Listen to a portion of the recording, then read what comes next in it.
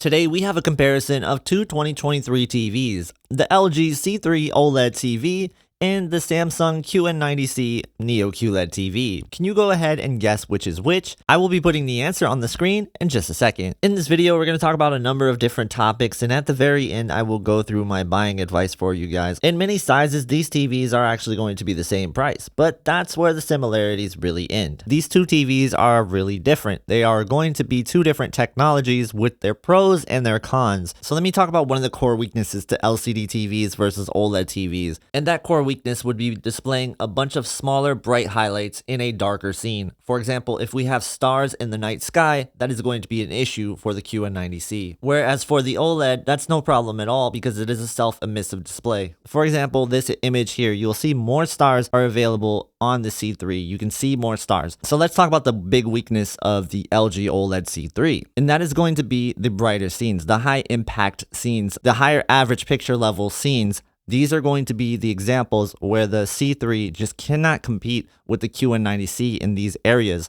So you will see consistently the QN90C be brighter and more impactful when you see these types of scenes, where on the C3, you'll see that on occasion this will get reduced, especially when you have the introduction of ABL, which is the automatic brightness limiter, which is not to be confused with the automatic static brightness limiter, which is going to dim the TV down over time when static logos or images are presented on the screen that hang around for a little bit. This will actually just dim the TV down instantly when you have a big bright area on the screen that the OLED TV just can't produce. So a good way to remember it is ABL is going to happen instantly, and ASBL will happen over time with static images hanging around. So ABL is something that does occur on LCD TVs, though it is a much bigger issue on OLED TVs. And ASBL will happen on OLED TVs, and it's not going to be a problem for LCD TVs. ASBL is meant to protect the TV from temporary image retention on the OLED TVs. Now, there is also permanent image retention, which is known as burn-in. If you watch a lot of CNN and news content and just keep it on the same channel all the time, then I definitely don't recommend OLED TVs for you. If you're finding yourself playing a lot of video games, watching different TV shows, Netflix, Disney Plus, you vary your content a lot, then you're probably fine, and it's highly unlikely you'll run into an issue with burn-in down the line. So let's talk about something that could hurt the QN90C, and that's the topic of blooming, a common weakness that is found on local dimming TVs. This year we do have a switch with the ADS panel in the Samsung QN90C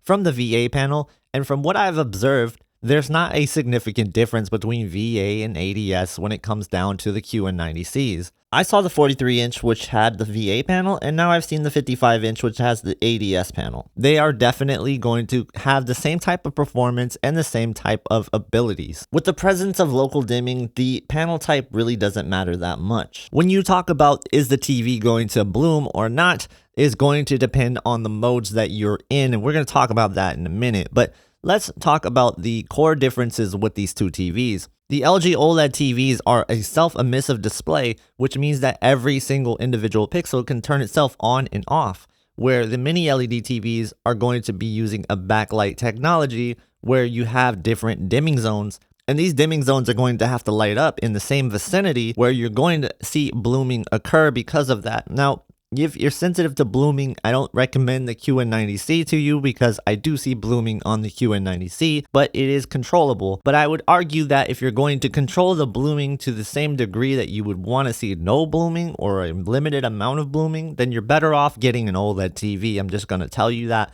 right now. Now, both TVs do have a selectable HDR tone mapping option in the options menu. Now, you have static and active tone mapping for the Samsung TV, and then of course for LG you always had the dynamic tone mapping on and off. This year LG has implemented a new strategy for the dynamic tone mapping algorithm, and it works quite well, although in my opinion it still does have some issues with darker scenes. When I have the TV in static mode, it is not going to be performing close to the C3. In my opinion, I would rather have the C3 when I have the TV in static mode. Put it in active mode, then it gets brighter than the C3. When there is a really challenging scene, that's where you're going to see blooming occur. And so that's what's going to throw a lot of people off with the QN90C. And I think some people might think that the QN90C is a downgrade because of that. I did notice more blooming with the QN90C with active on than with static tone mapping on. Active is basically your dynamic tone mapping, similar to what dynamic tone mapping does on the LG, just using a different algorithm. And I would say the LG's dynamic tone mapping will lift shadows a little bit more and lift the whole entire picture a little bit more. That's good and bad. I think it's good in a lot of daytime scenes, but in the nighttime scenes, I do think it can ruin the depth of the image. Dynamic tone mapping on the LG is not something that I can highly recommend if you're going to watch or play darker content. So in that same vein, the QN90C with active on actually does a really good job in darker scenes, and I was surprised with how it maintains its balance. The problem is when it is inactive, if you are in these darker scenes, if you have anything like torches or light sources in a darker area, you will see that blooming occur. That's going to be the biggest difference when you're talking about darker scenes. When we talk about brighter scenes, the QN90C is able to get to a level that the LG C3 just can't get to. If you're a fan of brightness and you're going for the brightest room TV, it is definitely the QN90C. I cannot recommend the C3 in a bright room. If you need an OLED TV for a bright room, you need to be looking at the G3 or S95C. And I know those are significantly more expensive, but we have to talk about the elephant in the room here, and that's going to be the S95B, which is sticking around at a cheaper price tag than both of these TVs.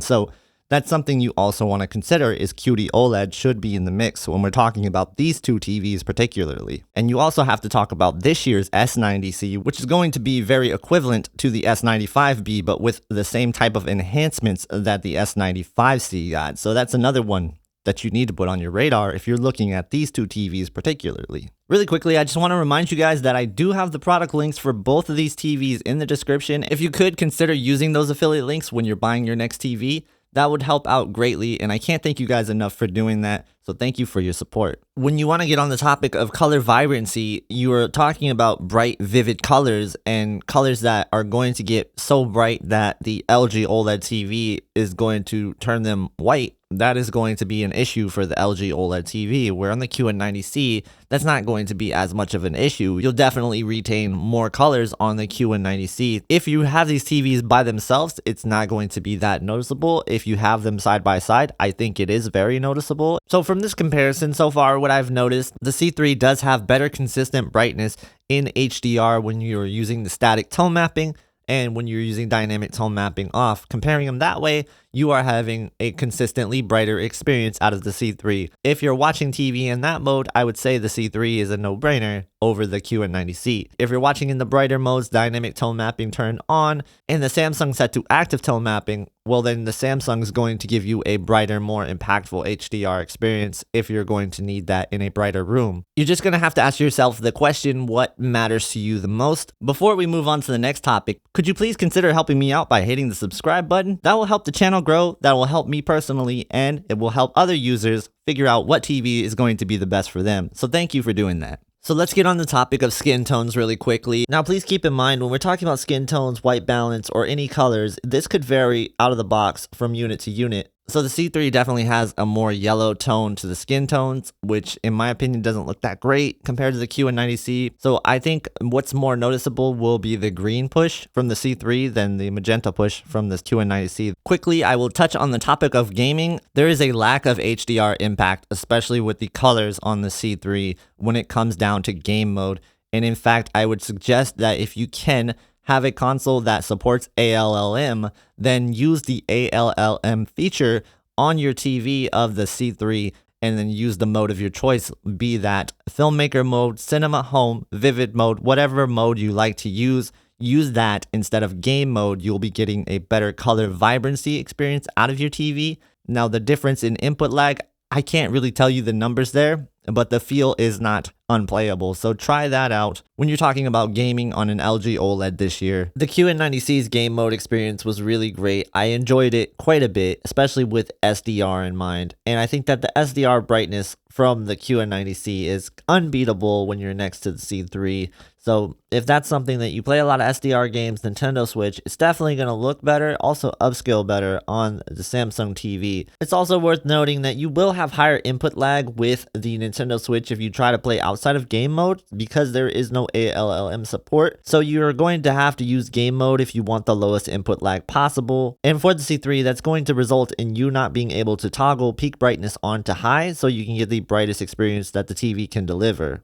And unfortunately, LG locks you out of getting to peak brightness high in SDR game mode. So I did want to make sure I note that. I'll have a full gaming comparison with these two TVs in the future, so stay tuned for that. Really quick, let's talk about vivid mode and dynamic mode. The picture quality and the colors overall are going to look better on the LG OLED, where the QN90C will tend to push a lot of blue, and this TV is already pushing some magenta, so you are going to get some purple looking blues with this mode. So for all the Vivid Vipers out there, your dynamic mode is not going to be the one you want to go to for the Samsung TV. Try to go with a different mode. I like movie mode with the active tone mapping. I think that works really well. And you could try out the standard mode as well if you want a cooler color temperature. For LG OLED fans that like to use vivid mode, I think the vivid mode will work just fine for you. On the topic of low bitrate streaming, I have to say that the QN90C did a good job with this, and it did a better job than the Samsung OLEDs did. So this is something where I thought it was a very comparable experience overall. I do give the edge to the LG Z3 with the low bitrate streaming. So if you're using YouTube TV, then you might want to consider using the C3 over the QN90C. But you do want to keep in mind that the SDR brightness on the QN90C is wild. It's actually really good, and it is not going to be matched by the C3. So if you are watching for your YouTube TV NFL Sunday Ticket experience, then I definitely think the QN90C makes way more sense than the C3. So here I want to show you an image on the QN90C and on the LG C3. Tell me in the comments which image you prefer. I would love to know the answer. I have to say I am very impressed with the C3's brightness this year over the C2's brightness, and there was not really a peak brightness change. So they have tweaked the algorithm to hold the picture level in brighter scenes for a lot longer, and it does feel like it is consistently brighter than the past OLED TVs. The QN90B, in my opinion, definitely won more areas over the C2 last year, where this year I feel like it's a lot closer. So LG did something really special with the C3 and the processing algorithm to make the TVs look brighter than they are, but you should expect them to measure quite similarly to past OLED TVs. So how does the QN90C and LG C3 stack up when you're talking about going for the better TVs this year, the S90C, the S95C, the G3, the A95L? Are you going to get a better experience out of those TVs? And absolutely you are going to get a better experience if you step up to those TVs. And I'll do a 4 TV comparison with those in mind. Here's a little sneak peek of that right now. And what I saw consistently was the G3 and S95C were the brighter TVs in the brighter modes. That said, when you have the TVs in filmmaker mode, it is very comparable across the board. So if you're just going to keep it in the most accurate mode and you're going to use static tone mapping or dynamic tone mapping turned off, I do think that you can be fine with getting a C3 or a QN90C for that matter and having a great experience. So my buying advice would really be to look at the S90C if you're looking at either of these two TVs, because I do think that offers a better version of both of these TVs combined almost. And if you want to save even more money, then you can look at the S95B, which also is better than both of these TVs in my opinion. If you need 85-inch or 83-inch, and you're set on the C3 or the QN90C, then I would say that for a darker room, pick the C3, that's going to be the better bet, and for a brighter room, the QN90C is going to be the one you go with there. If you're a gamer, then I would probably think about going with the QN90C over the C3 because of the game mode faults. But I do want to note, if you have a console that supports auto low latency mode, then you can get around these faults. So what do you think? Which one do you like better? Please tell me in the comments below, and what comparisons would you like to see next? I would love to hear about it. And if you want to watch more comparisons from me, check out this one right here. I think you'll like it.